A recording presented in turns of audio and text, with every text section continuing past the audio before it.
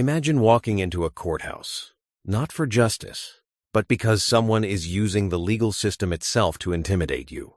That's a reality for many people facing domestic abuse. And it's not just about threats or violence, but about using the courts as a means of control. That's such a powerful image, and it's exactly what we're digging into today. I'm here with you to talk about how the law steps in when courtrooms are misused to hurt or harass, especially in domestic violence cases. We'll break down what legal abuse really looks like, which specific laws prohibit this kind of intimidation, and how victims can find protection. Plus, we'll cover remedies courts can provide, what attorneys are and aren't allowed to do, and some real-world ways the system fights back when someone tries to weaponize it. Ready to dive in? So, let's start at the beginning. What exactly do we mean by legal abuse or litigation harassment in the domestic violence world? It's more than just filing a lawsuit. It's about using legal filings, threats, or court hearings as a way to control, exhaust, or frighten someone. For example, an abuser might file repeated motions, baseless restraining order requests, or even make false claims just to keep their victim tangled up in court.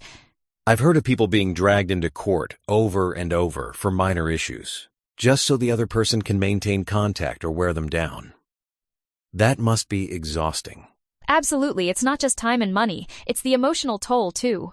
This kind of courtroom harassment is recognized by more and more judges as a form of psychological aggression, not just annoying legal tactics.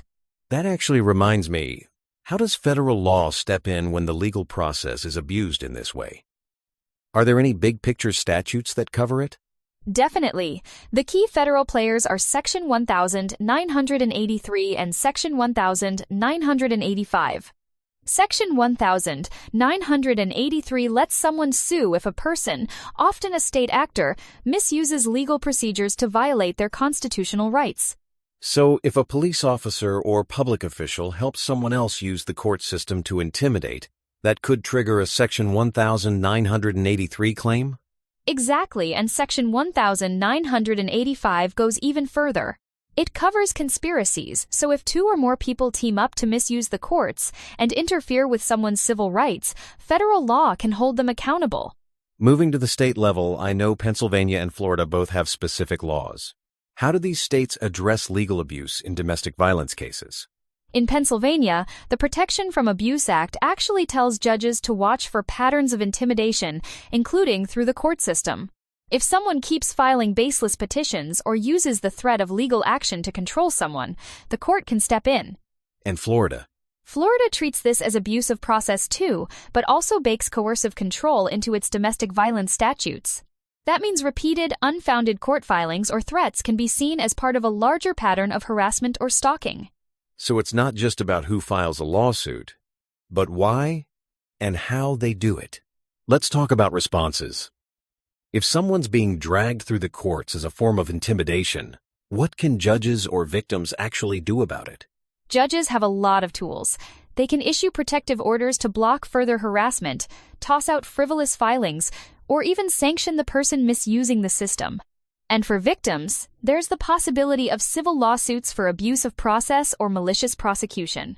I've also heard lawyers themselves can get in hot water for helping with this kind of abuse. Exactly, attorneys aren't allowed to file knowingly false or harassing legal actions.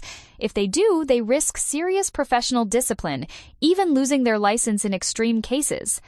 It's reassuring to know there are checks beyond just the courtroom, like ethics boards and attorney discipline.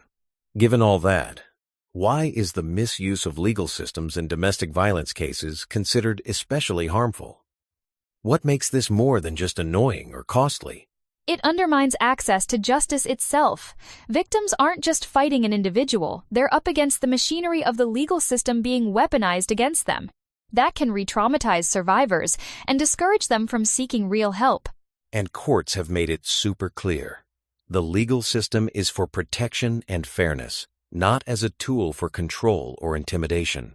Exactly, and that's why courts dismiss these kinds of filings, punish repeat offenders, and emphasize the importance of good faith every step of the way. The system's legitimacy depends on it. Before we wrap, let's hit 3 big takeaways. First, Misusing the court system to intimidate someone, especially in a domestic violence situation, is not just unfair. It's illegal under both state and federal law. Second, courts and lawmakers now recognize litigation abuse as a real form of coercive control, and they've created remedies from protective orders to civil damages and even attorney discipline. Third, victims don't have to fight alone. There are tools, hotlines, and legal avenues to push back against courtroom harassment. If you or someone you know is facing this kind of legal intimidation, reach out to a domestic violence advocate or attorney familiar with these laws. They can help map out next steps and protections. Thanks for tuning in and digging deep with us on this crucial issue. Until next time, stay safe and remember, the courts are meant to protect, not to persecute.